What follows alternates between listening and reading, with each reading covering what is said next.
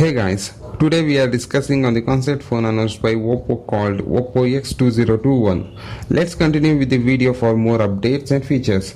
If you want a faster new updates on technology, please do consider to subscribe our channel. Please like and share our videos if you like our content. This year, we have come across some foldable devices like Z Fold 2, Huawei Mate X, which were game changing in the smartphone industry.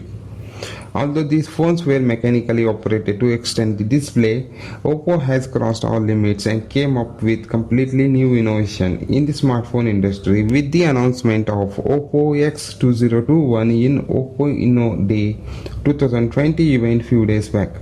This phone uses motor to powertrain the display transition between the two displays.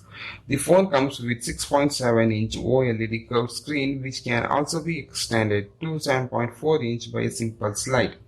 This phone has a grilled speaker at the bottom with a USB Type-C port for charging.